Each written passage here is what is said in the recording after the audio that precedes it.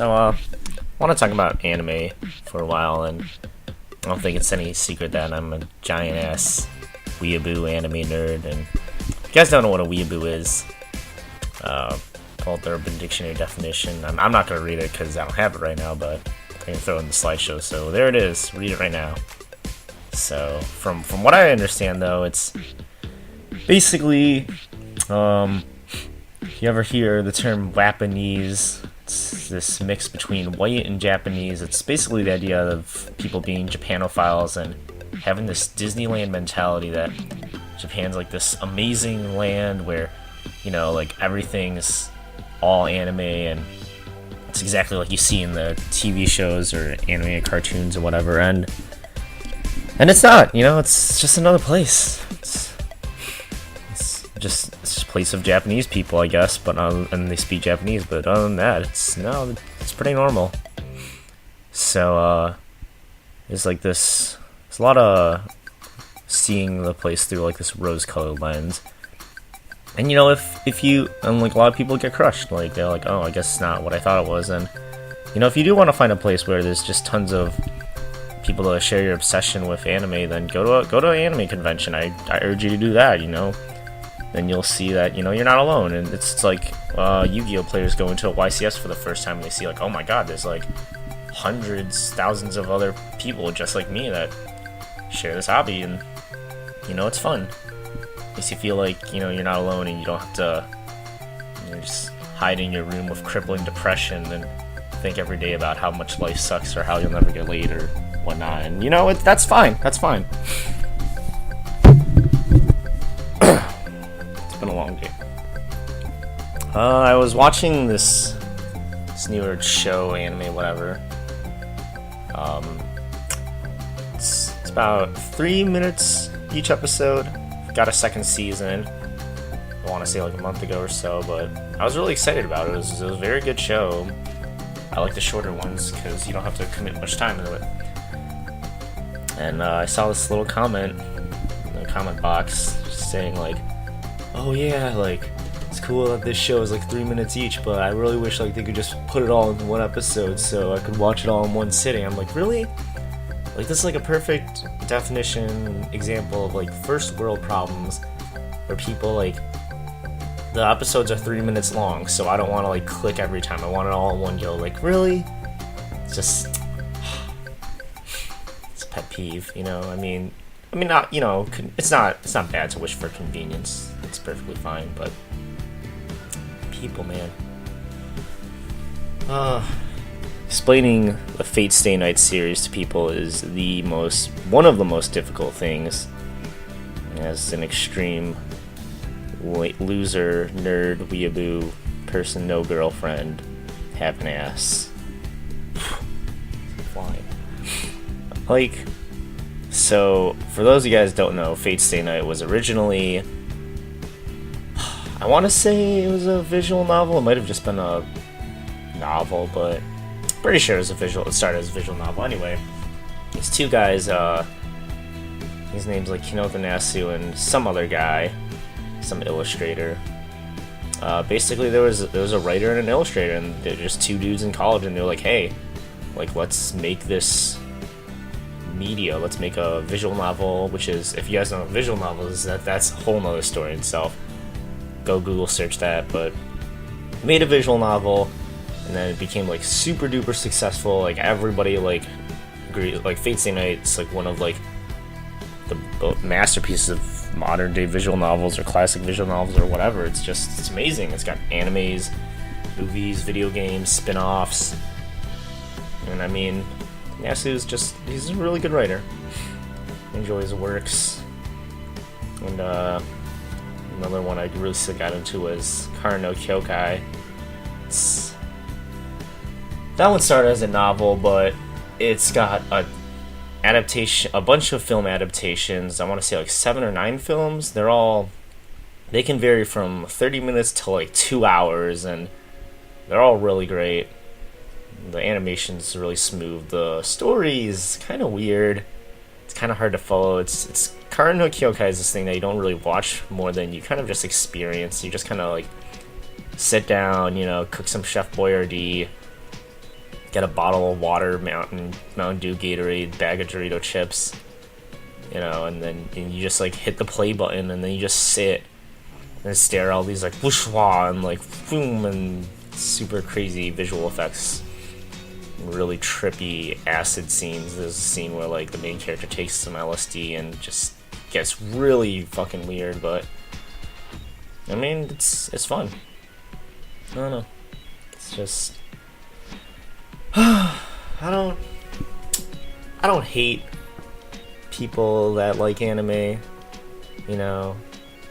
It's kind of like the Yu-Gi-Oh thing where, you know, as a Yu-Gi-Oh player, you're more likely to hate Yu-Gi-Oh players. Like, you know, a lot of times I go to regionals and then, you know, I just hear people say 2 words and I'm like, God, I hate Yu-Gi-Oh players. And a lot of times, like, you know, walk by the Japanese classrooms at GVSU and I listen to, like, you know, a bunch of people being like, ah, and I'm like, oh God, I fucking hate weeaboos. And that's like, I'm one of them. And, you know, it's like this self-hating, hypocritical, self-destructing thing. I don't know. It's just, life's weird, you know. I talk about nihilism, my friends, sometimes. It's a really hard concept to grasp, but basically the idea is, I don't want to say life has no meaning, but in the broadest sense, or the simplest, bare bones definition of nihilism, it's basically that life has no meaning. So there's 2 ways to take this. One of my friends posted this thing a while ago. He was talking about like the heat death of the universe, which is basically that like energy is constantly, you know, if the universe is expanding, that means like, but like energy and like mass can never be created or destroyed. That means as the universe gets larger, like there's no more energy being created or destroyed. So it just has to keep getting like spread more and more thinly, and eventually we'll just die of a heat death, or like it'll just be a big freeze.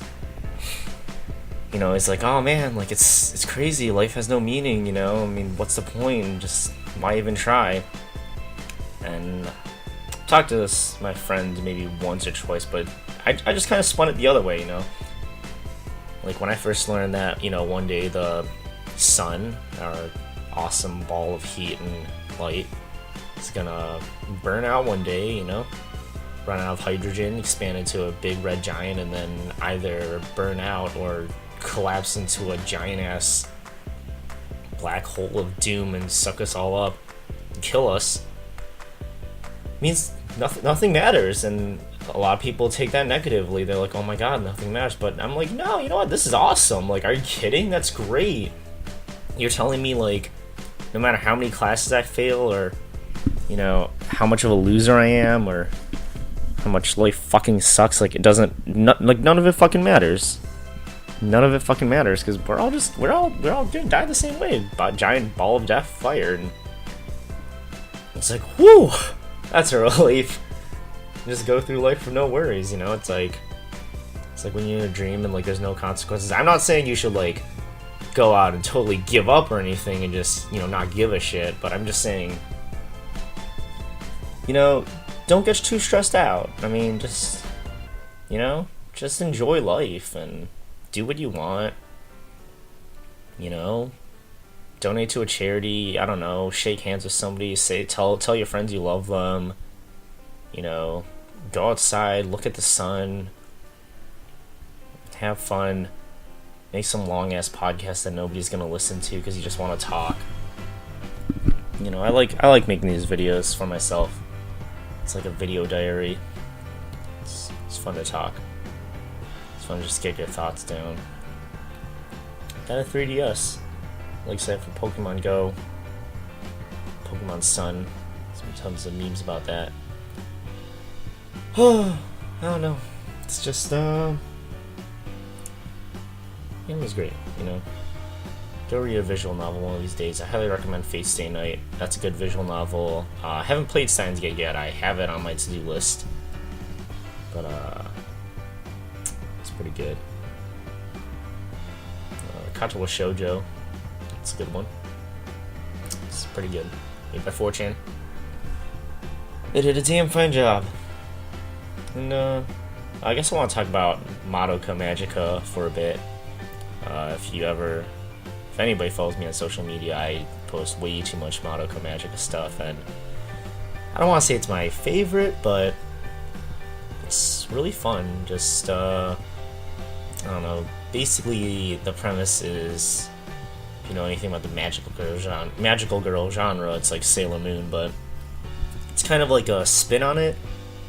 Just takes like a darker twist, and basically the idea is like you make a contract with this alien thing, you become a magical girl, you get super magical powers, you get to fight alien witches or whatever. But the twist is, when you die, you turn into one of those witches, and then you cause just as much disaster as you did good. So if you save like 100 people, you're gonna kill 100 people in your next life, and it's pretty fucked up. And the main character is supposed to be Madoka. That's the name of the show, Madoka Magica. But the story is really about one of the side characters, Homura, and she's my favorite character. I mean, if anybody even pays attention to the story of Madoka Magica, it really is Homura's journey when she starts as just like this nerdy girl, just got out of the hospital. She can barely walk, and she can't even say 2 words without slipping up, and she's always messing up everything. She can't even answer like the most basic math problems. And then her best friend saves her, Madoka, and then she watches all her friends die in front of her in a giant witch attack, and she makes a wish to, be able to go back in time and redo everything. And through it all, she goes through this crazy adventure of just watching her friends die multiple times as she tries to undo their deaths. But, time travel, it's pretty hard to stop that kind of stuff when it already happens. And she, like, slowly unravels, like, the secret, dark, horrible truth of the magical girl system, that every magical girl becomes a witch and kills billions of people later. And then, in the movie, I think it's called like the Rebellion movie, whatever, she figures out an even more horrible secret that, like, her whole life's just, like, been this weird, I guess, like, dream world or something, and she's basically entrapped as an experiment.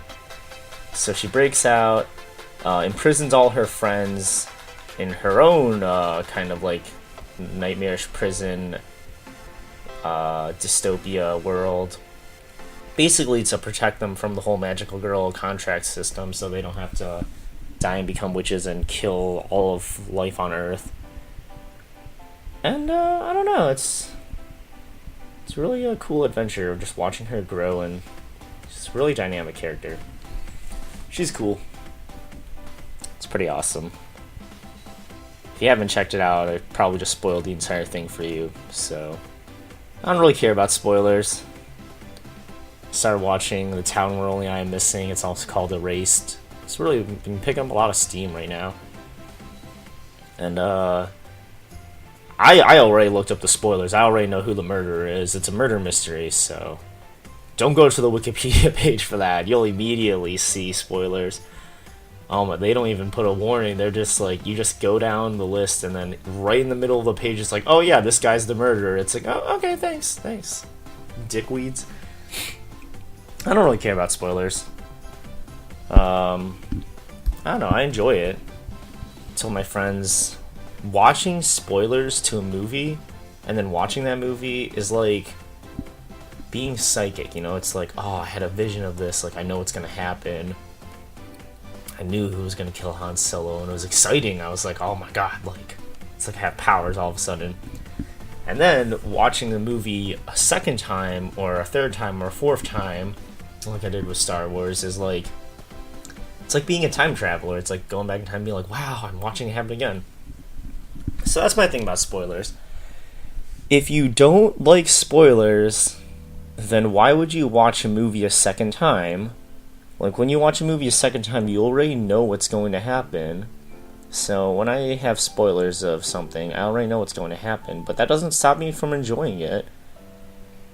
If anything, like, I look at spoilers and it drives me to watch it. I'm like, wow, that's what happens? Okay, like, thank God, like, because I want to know, like, honestly, like, when people recommend you animes to watch, it's a waste of your fucking time. It's like, stop it, don't. It's like, oh, hey, Ricky, go watch this anime, bruh. Like, okay, how many episodes is it? Oh, 40 episodes. I'm like, fuck you. Like, I don't have time for that. Give me, I can't understand what my husband's saying. That 3-minute episodes. Give me Aiura. Fucking, I think those are like 2-minute episodes, 5-minute episodes. Super short. Give me that. Give me a movie like The Girl Who Leapt Through Time or 5 centimeters per second. You know, or Cat Soup. You know, short, compact movies. You can sit down, finish it. Give me Kara no Kyokai. That's a perfect viewing experience because they're all movies. You can just sit down, watch them at your leisure. Don't give me Bleach or One Piece or fucking 800 billion ass episodes. You know, it's just ain't nobody got time for that. I don't even watch anime that much anymore. Mostly just play Yu-Gi-Oh. You know, we're talking about anime. I'm talking about anime. I don't know what you guys are doing. You're sitting here listening to some guy talk about anime. I don't know why. But you know, that's life, guys. And it goes back to the Yu-Gi-Oh thing. Just do what you want, you know? Who cares if people know that you're gonna die alone and watching anime gets you nowhere and you're wasting your life and this horrible creature that nobody loves. You know, fuck it. Nihilism, heat death of the universe, solar system all the way. Boom.